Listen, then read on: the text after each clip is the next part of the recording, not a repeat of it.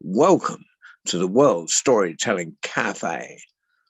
And tonight, for our edification, our entertainment, and general magnificence, we have Despina. How do you? Could you please put your hands together and welcome the amazing Despina? Take it away. Thank you very much, John. I can see you're no longer intimidated by mispronouncing my name. Very well done. Thank you. So this is Despina from Syros, Greece. And I'm here today for your entertainment, as my lovely friend John has let you know. And normally, when I do Fridays for Children, I tend to use international stories, not just from one particular nationality. However, it seems that, surprisingly, today, Greek stories have won. So I will be sharing Greek folk tales with you. But as I remember Taffy saying, you can't have a Taffy story if you don't solve a Taffy riddle. This has stuck to my memory. So to follow in his footsteps, I'll give you this. I can dive, I can swim. I can swim, I can dive, and I have a toothless smile. I can grow big and old, but I never leave my home. What am I?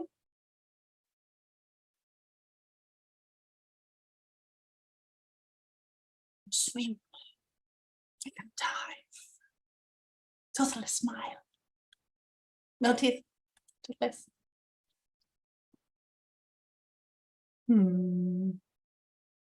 I can grow big and old. On my back, I have my home. There you go. I'll make it easier for you. He is just joining us. So if you repeat that for Louis, he'll get it. Hello, Louis. I'm so glad you're here, Louis, because I've started with riddles today, and I have made this one particularly for you. So here it goes. Listen carefully now. I can dive, I can swim, as good as Louis, now pay heed. But I don't have his good white teeth, as I'm toothless, well, you see. I can grow big and old. On my back, I have my home. What am I? Any idea? Something that can swim as good as you, Louis, but also carries its back on its home on its back.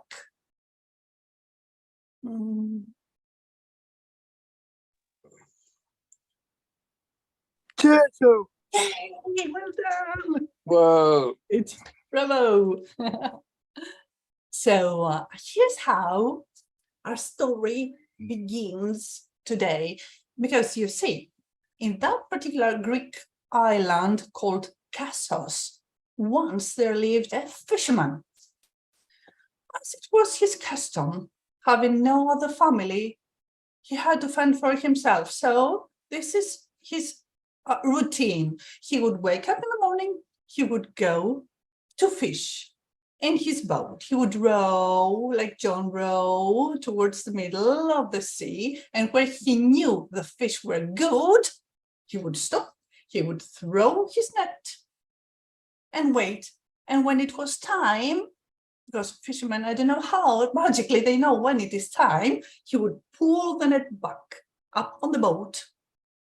And if he was lucky and he had caught good fish on that day, he could go to the market, sell most of them, make money, buy things for him, like vegetables or meat, things he couldn't fish out of the lake, or if the fish weren't that many, well, he would keep some for himself so he could feed, obviously. But once, as he was there in the middle of the lake, well, it was not a lake really, it was See, but fish were good. They were biting. He could sense it because when he tried pulling up his net, the net was really heavy. So he thought, this must be my lucky day. And he pulled and pulled, and he used all his strength and all his might to pull that great big net on his boat. But to his surprise, looking at the net, among the fish was a a gigantic, what was it, Louis? A dolphin, a shark. What had he caught? Oh, right, yeah. I almost forgot. A turtle, a big one. And he thought, well, I cannot eat it, but, I'm all alone in my house. Why don't I take it with me?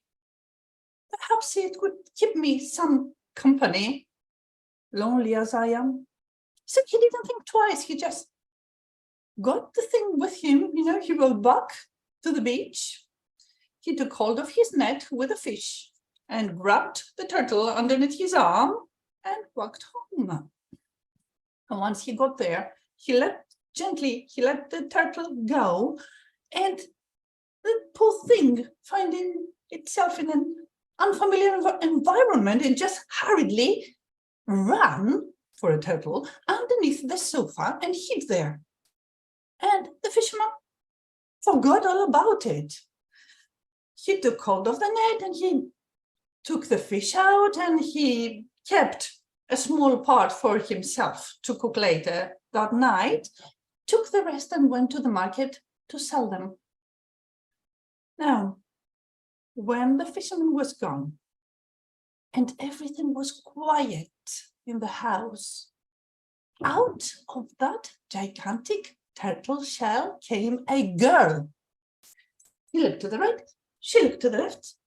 She saw the house, and to be honest, the fisherman had been quite busy, and the house was a mess, really. So she took the broom and she started sweeping the floor and tidying up a few clothes here and a few clothes there, and generally putting some order in there.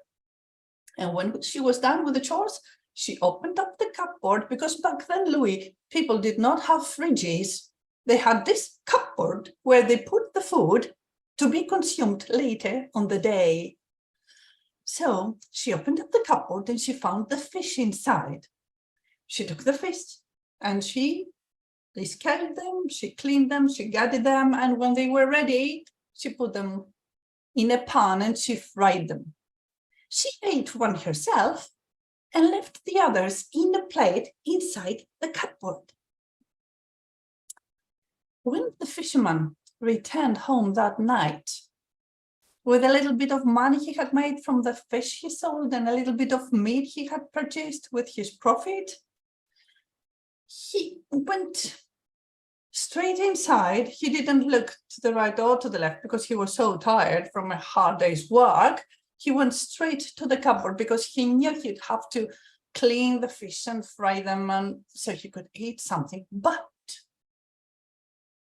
the moment he entered the house, this smell came into his nostrils of fried fish. I don't know if you like fried fish. I personally love fried fish, and the fisherman loved it even more. So he couldn't believe his luck. He went to the cupboard and opened it up, and he saw that the fish were there ready, cooked for him. He took hold of the plate, sat on the table and started eating immediately. And then, he was tired, so he went to bed. The next day, he went to do his normal routine, take his boat and go fishing again. And when the girl found herself alone inside the house, she repeated exactly the same thing. She did a few chores and she found the meat inside the cupboard and she cooked that meat and she ate a little bit herself and she left the other half prepared in the dish inside the cupboard for the fisherman to find upon his return. So this time, The fisherman, he was not that tired when he returned because he could smell the roasted meat. And he went and looked at the cupboard, and to his amazement, ready food was there waiting for him, all prepared, very delicious. He did eat it, but this time he started wondering, who might it be that has done this good deed for him? Not once, but twice. So he thought, maybe it's one of my neighbors, maybe it's one of my distant relatives. I should ask around. So the next morning, he went knocking on his neighbor's door, asking one here and a man there whether they had gone to his house and cooked for him. But they all said, no, I'm too busy. I have no time. Or no, I was working in the fields all day. No such chance. And then he started asking around whether they had seen somebody enter his house, because as the days passed, day after day, night after night, he would always find his house super tidy and prepared food waiting for him. Well, since he couldn't figure out what was going on, he thought that perhaps he could find out with a trick. Perhaps he could just pretend to go fishing. Perhaps he could hide behind a window and lurk and see who was doing all this kindness to him. This is exactly what he did. He pretended he was taking his net and going from the central road that led to the port where his boat was waiting, but he returned from another way back to the village, and he tiptoed towards his house and he hid underneath the window, and then he peeped over it and he saw the pretty girl inside his house doing all the chores. Now, when he saw the girl, he entered the house and he asked her, "Who are you? What are you doing here? Who brought you here?" "Well, you did." "I did? I never brought a girl home." "Yes, you did. Do you remember the turtle?" "Yes." "I was inside it." "Inside the turtle?" Yes, look underneath the sofa. You will find my turtle shell there."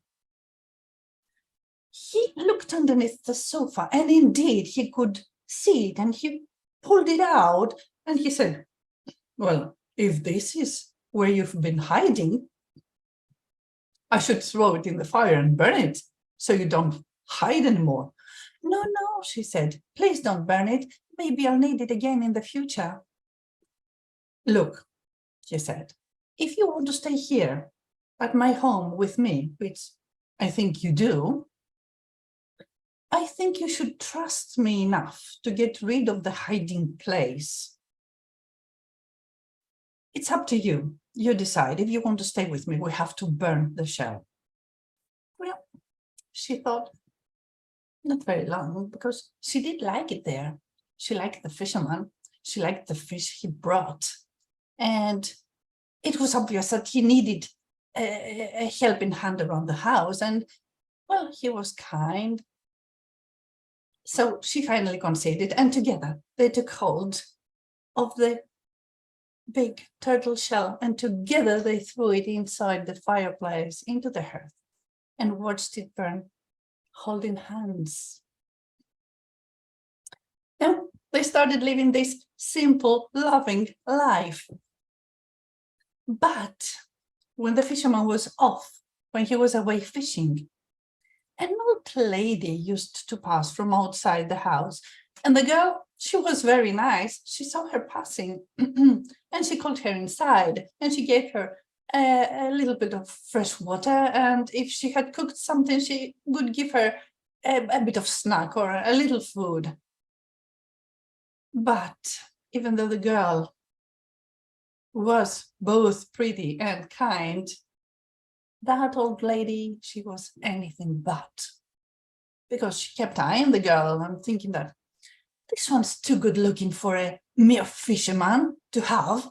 This one, she should be the king's wife. So she made up her mind and she made her way to the palace and she sought audience with the king.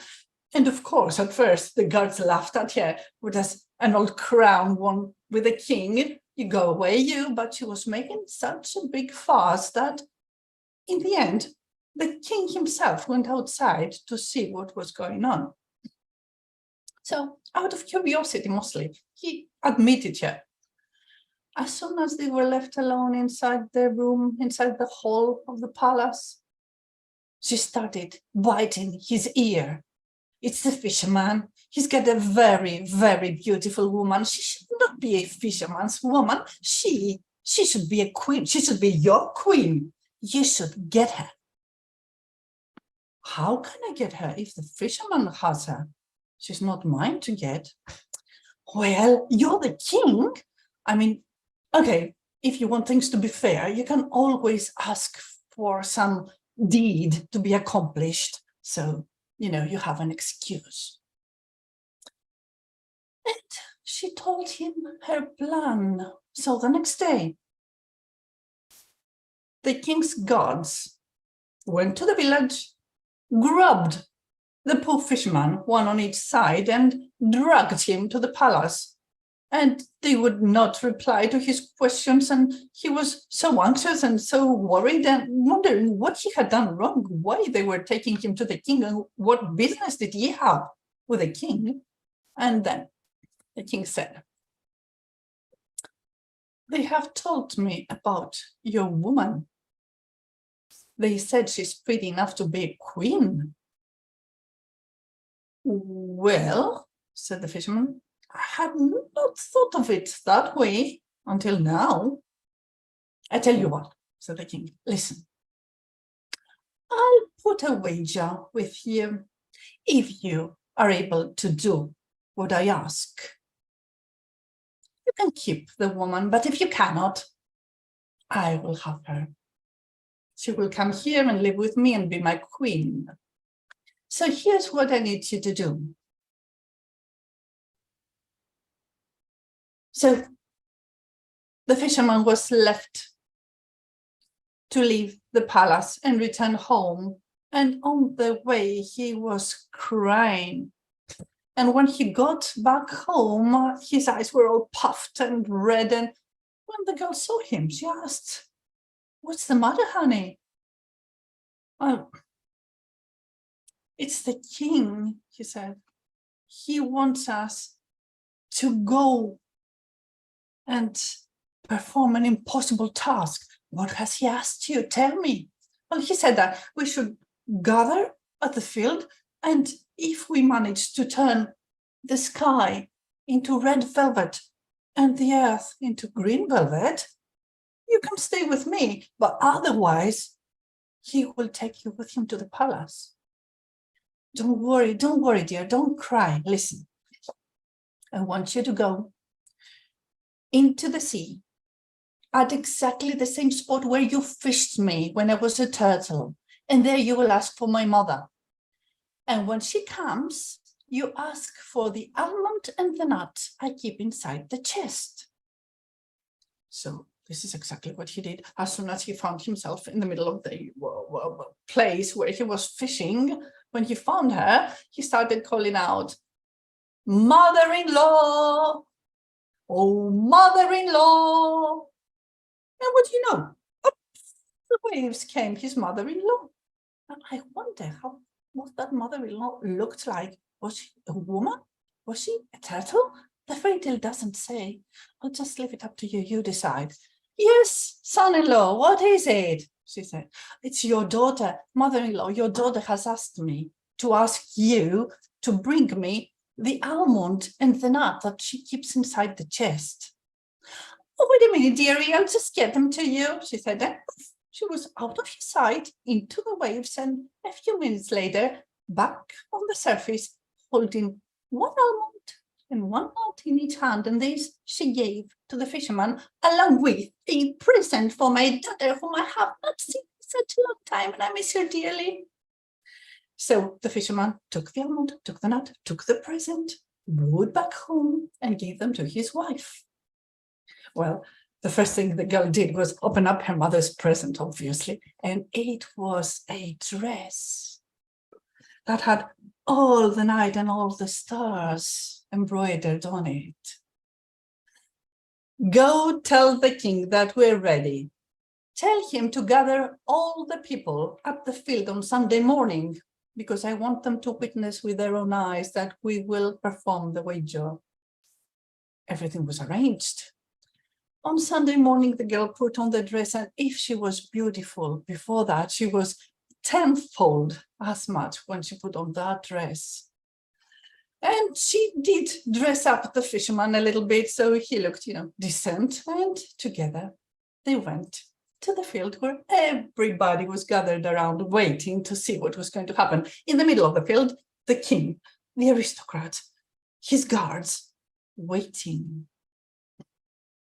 When the king saw the girl in that black dress, black as the night with all the stars, his jaw dropped. At first he couldn't speak, but when they were near enough, he said, let us see if you can perform what I have asked of you. And the girl, she took hold of the almond and she broke it in her palms, and out of the broken parts came a thin layer of smoke, green smoke that traveled up the air towards the sky, and all above them, the sky started turning into red velvet. It spread from east to west, from north to south, and everybody looked upwards and were in awe, seeing the transformation. And then the girl took hold of the nut, and she broke that inside her palms, and out of it came a green smoke that traveled towards the land now, and underneath the people's feet, green velvet started spreading. They would lift their feet in order to see the miracle that was happening before their eyes. Red velvet above, green velvet underneath their feet. And everybody rejoiced, and they called out, it's the fisherman's woman, it's the fisherman's woman, it's the fisherman's woman. It's the fisherman's woman, said the king, and he allowed them to go back to their house. So everybody, the crowd dispersed. But the old crown, she would not have this. She was back inside the palace, eating the king's ear. How could you do this? How did you let her go out of your hands? Well, what could I do? You saw that he did the task, he performed the deed. I could not possibly just take her. Listen to me, said the old crown. This is what you'll ask of him, and surely this time he won't be successful. Next morning, the guards dragged the poor fisherman in front of the king. The king told him, this is what I want you to do. If you cannot do it, I will have the woman. Crying, he returned home. What's the matter, my love? It's the king again. What does he want this time? Well, he said that I should provide food for all the people out the field. Listen, even if I go fishing every day, even if I catch good fish every day, it will not be enough for that big a crowd. What do I do? Don't worry. Go back to the sea, exactly where you fished me, and call out for my mother and ask her to give you the wooden stick I keep underneath my bed. So he was in his boat, rowing, found himself in the middle of the sea, started calling out, mother-in-law, oh, mother-in-law. And there she was. Yes, son-in-law, what do you want? It's your daughter. She says, can't she have the wooden stick she keeps underneath her bed? Sure, my dear, wait a minute, I'll just bring it to you. Off she was, up she came, handing him the wooden stick and a present for her missing daughter. She was back home, and the girl opened up the present, and this time it was the land with all its flowery blossoms embroidered everywhere, all the colors you can imagine.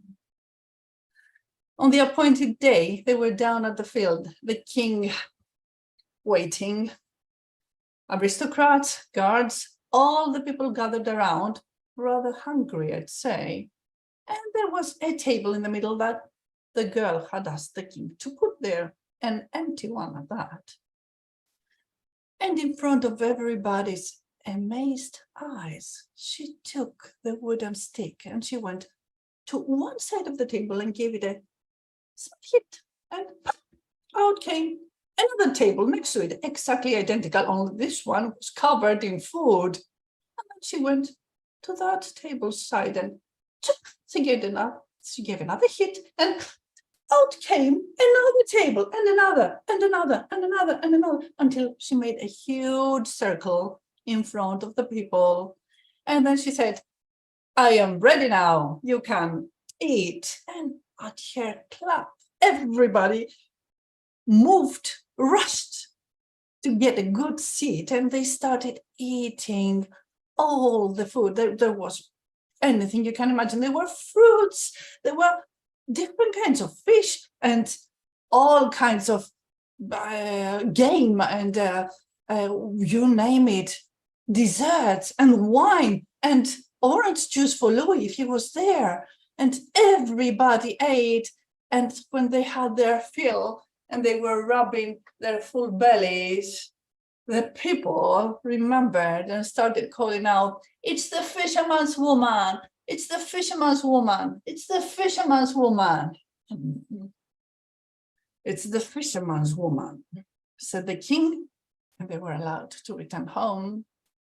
But as you would expect, that old woman, she was there waiting for him. He did it again. "I tell you what, I'll tell you what you should ask. I'll give you an impossible task. There's no way he can fulfill it. Okay, this will be our last effort." So the fisherman was right in front of the king. The king made his request. The fisherman went back home, all sad and everything, as if by now he didn't know that he had a magical woman at his house, but still he was crying. And "What's wrong, dear?" "Well, it's the king. He wants me to bring him a man who's like 3 hands tall, with 6 palms of beard and mustaches dragging behind him, like John Roy, imagine, only very tiny, tiny, tiny fellow.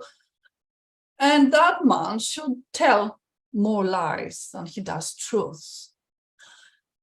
"It's my brother, that's Sigomigo," said the girl. "Go to the lake, to the place where you fished me, and ask for my brother to be given to you by my mother, because I have missed him so much."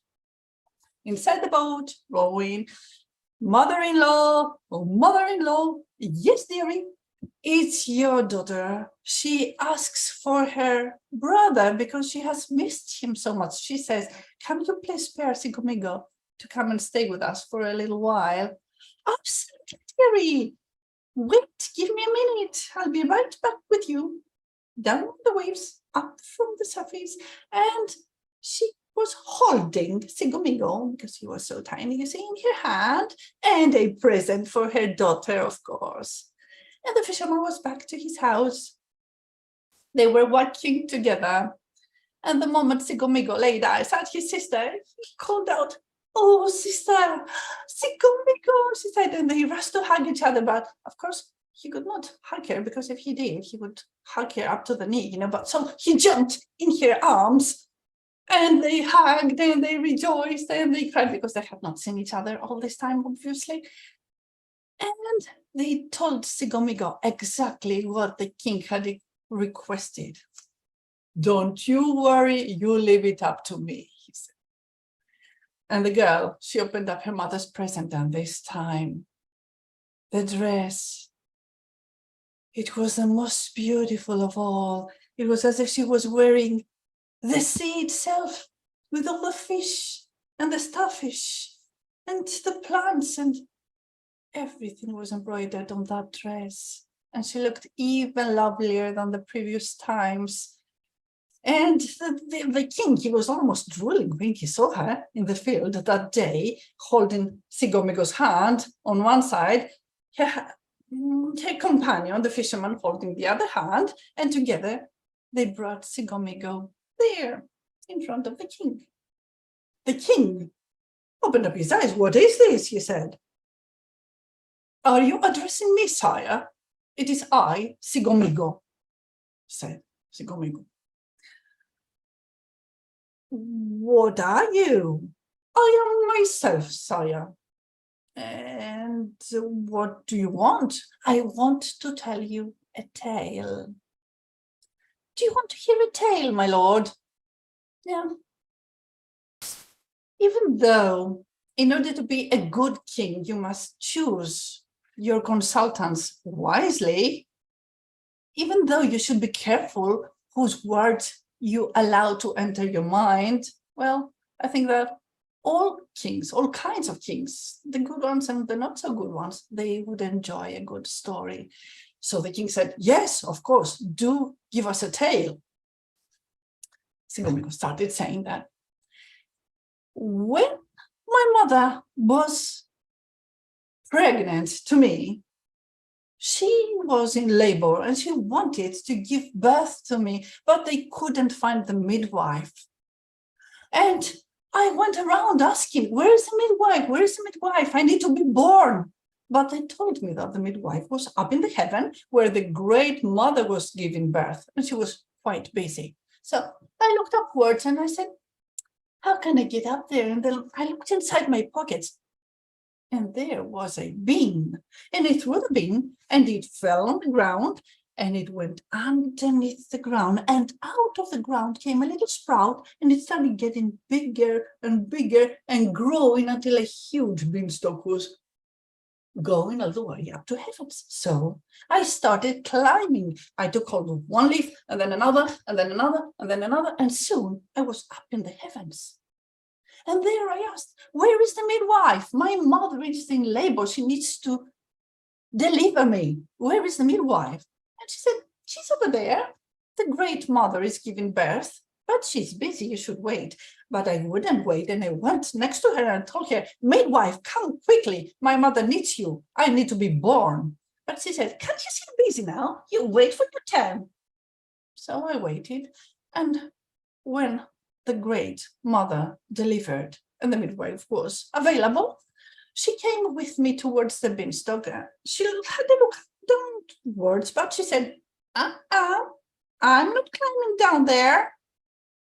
So I thought, what can I do? What can I do? And I looked inside my pocket, and there was a ball of string. And I let it go to see if the height was right, but it would reach up to the middle. So I pulled it back up and I rolled it again, and then I cut it in half, and then I let it go down, and now it would go all the way down and have an extra few meters. So I put it around the midwife's waist, and with that I helped her go down the beanstalk. But the moment the midwife's feet were on firm land, puff, the beanstalk disappeared. And there I was, up in the sky, no way to get down. So I thought to myself, what can I do? I need to be born. I have to get down there. So I didn't think twice. I just closed my eyes and jumped. And as I jumped, I landed on a thorn bush, and one of the thorns entered my finger. And I pulled it out, and I gave it to my mother, who was at that point delivering me. And from that splinter, she made a sheep, and there was enough wood left for her to make me a crib. And so I came to this world, my lord. How do you like my tale? Do you believe it? No, said the king. "Poop on the king's beard, it's the fisherman's woman." Who on the king's beard? It's the fisherman's woman. Who on the king's beard? It's the fisherman's woman, said Sigomigo. And with that, everybody, all the crowd around him shared his enthusiasm, calling out, it's the fisherman's woman, until the king, blushing, retreated backwards to his palace, and he told the guards that if that old crown comes near my palace again, tell her that the next time I see her, I will throw her in the deepest, darkest dungeon. So the old woman, she never showed her face again, and that king never made another claim. But just to be sure, just to be on the safe side, well, the fisherman and the girl, they got married rather quickly, just in case the king would ever change his mind. And they had a lot of kids, and Sigomigo stayed there and lived with them, because as a very good uncle that he was, he would tell the kids bedtime stories. Thank you. Thank you. Louis, are you off to your swim then?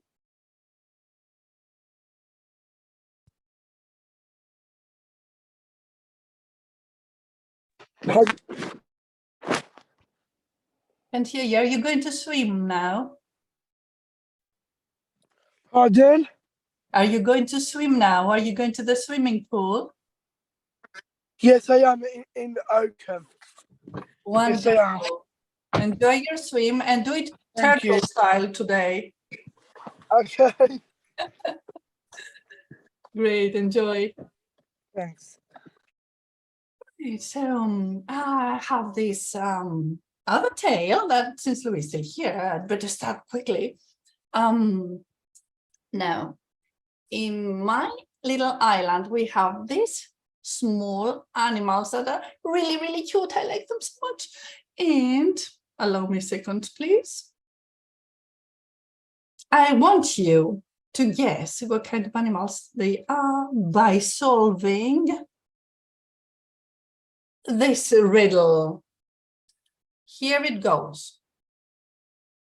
You can't say I'm tall at all, but I can curl up like a ball. I am brown and a little black, and I've got needles on my back. What am I? Any idea? Louis, if you find it, you tell it. I'll repeat the riddle. You can't say I'm tall at all, but I can curl up like a ball. I am brown and a little black, and I've got needles on my back. What am I? Hedgehog! Hedgehog. And this, I'd like to Hedgehog. say now, thank you, it's a hedgehog. This is what my daughter Persa made the other day for me to use for my stories, and it's lovely. Oh, I love little hedgehogs.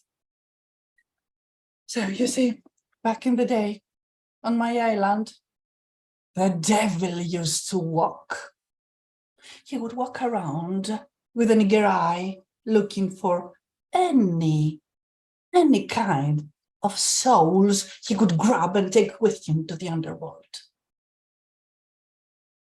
Everybody was too scared of the devil. So when he would go for a stroll up on the hills, because we don't have mountains here, it's just hills. When you would go up on the hills for a stroll, everybody would scatter, they would hide, they would rush inside their houses and hide themselves behind closed doors and windows. So on that particular day, he thought he was all alone on the hill, going for a walk, when his foot tripped on something, and he saw a little thing, a little ball, rolling downwards the path he was walking on. And he didn't pay much attention to it, and he was ready to continue his walk when that little thing, it put its little hands in his waist and said, "Mind where you're going, will you?" "Excuse me," Do you know who I am? I very well know who you are. That doesn't mean you shouldn't be careful where you walk. You just stepped on me nearly. Yes, he said.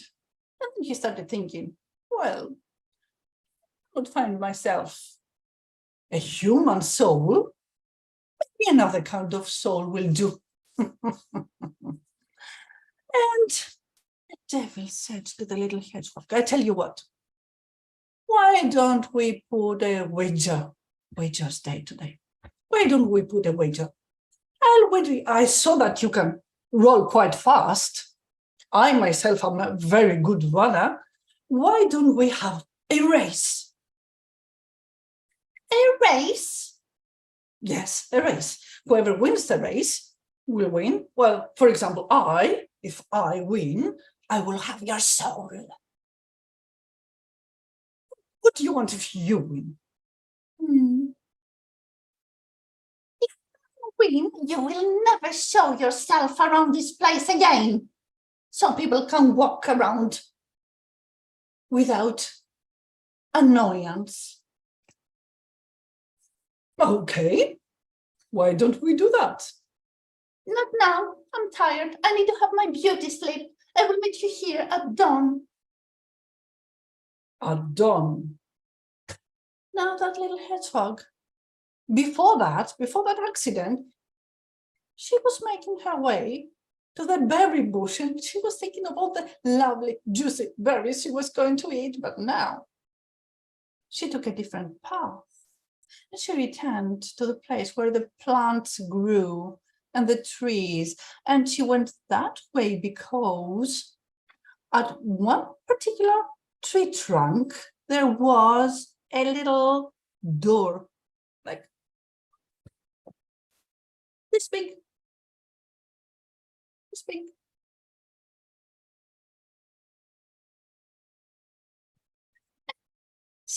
the door, and her friend, the other hedgehog, opened up. Well, dearie, let me come inside and I'll tell you everything that happened, she said. There they were behind the closed little door, talking and talking for hours. She even forgot about that berry bush. But in the morning, early at dawn, there she was at the beginning of the path, waiting for the devil to appear. And what do you know? There he was, taking his true form, horns on his head, hoofs where the feet should be. And boy, he was smelly, I must tell you that. Even for a little hedgehog, he was. Still, she was very kind. She didn't mention anything about, deodorant or anything. So she just said, "Are you ready?" "Yes, I'm ready," said the devil. "Ready to take your soul." Don't chase now. Hold on. We haven't had the race yet. I tell you what, since you chose the path where we're having the race, I'll choose what kind of a race it will be. I don't want us to have a speed race. Let us have an endurance race. What do you mean? Said the devil. Well, look, we'll start running. I'll start from my side. You start from your side. We'll run up and down the path as many times as we can. And whoever lasts until the sun sets will be the winner. What do you say? A little hedgehog. Yes, of course, I'll take the wager. It sounds like a fantastic race. I couldn't have thought about it better myself, said the devil. And there they were. Hedgehog on one side, horny devil on the other side, and then they started running at the same time, and then they were bad, but the devil with his hoofs, he ran as fast as a goat would. Goats run pretty fast, I don't know if you've noticed. But when he reached the other end and he turned to go to the other side, he saw that Little hedgehog was rolling back to that end. That was impossible. When could she have made it back there? He started running even faster to the other end, but when he reached that end, the little ball, it curled over first and started spinning round. And he was amazed. But what does that animal take? What is he on? He wondered. And he did run back and forth. But every time he would reach an end, he would see that the ball was there, curling up first towards the other side. Needless to tell you, as the hours went by, the speed dropped. They were huffing and they were puffing and they were all sweaty. And, the devil had this reddish appearance, but now he was as red as a beetroot. And I think that his blood pressure, if he had any, was up in the sky. And when the sun started going towards sunset, the devil just had it. If he had a hat, he would have dropped it on the floor. He said, that's enough. That's enough. I give up. All right, little hedgehog, you win. And poof, he was turned into smoke and grumbling disappeared inside the earth, never to be seen again.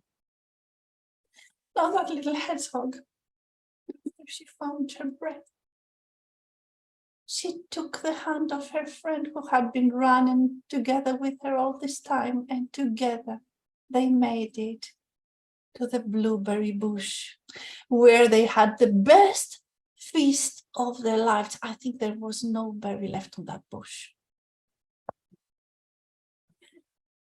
Louis, before you go swimming, did you realize what kind of trick the hedgehog played to the devil? Did you understand how they outwitted him?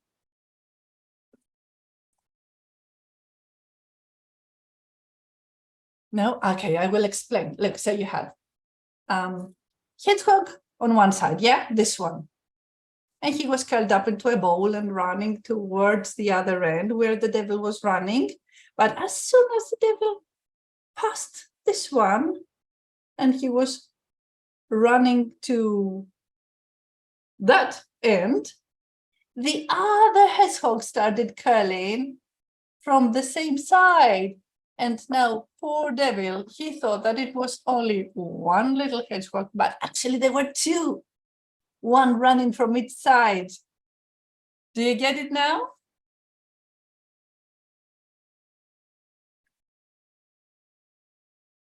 Yes?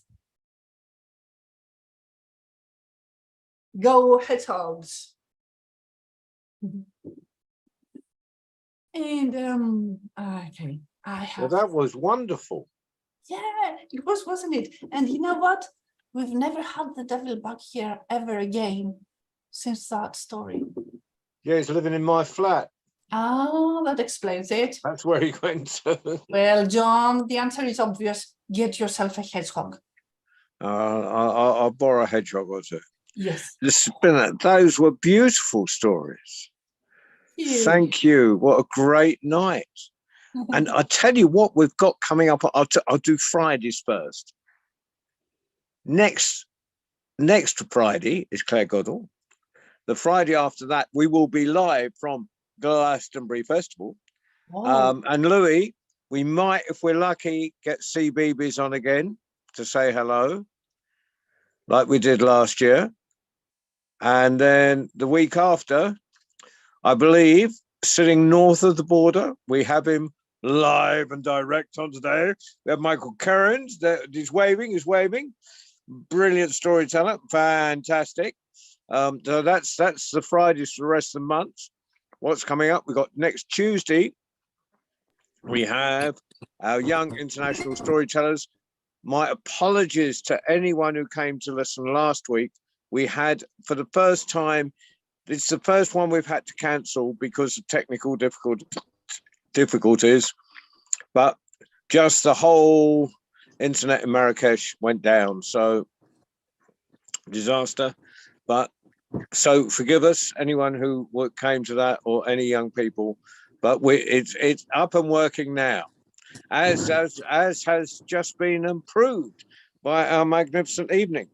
Thank you very much. Meanwhile, wherever you are in this big wide world, thank you for coming. Thank you for listening. And thank you, Despina, for telling. Thank you, Louis, for being here. So do we have any story round, John? That's coming up, not this Sunday, but the Sunday after. Great. We're doing it once a month now. Okay. Just for the summer, because people do things in the summer, like go swimming. But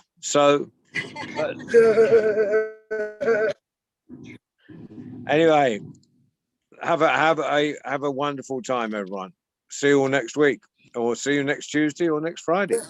I shall be at Glastonbury next Friday, setting it all up. Not setting up the whole festival, just setting up my storytelling tent. I'll see you on the Friday then. Yay. See you then. Bye-bye. Bye. Thank you. And Wally, Bye. thank you for actually getting this up, because Bye. he had to fight to get it up.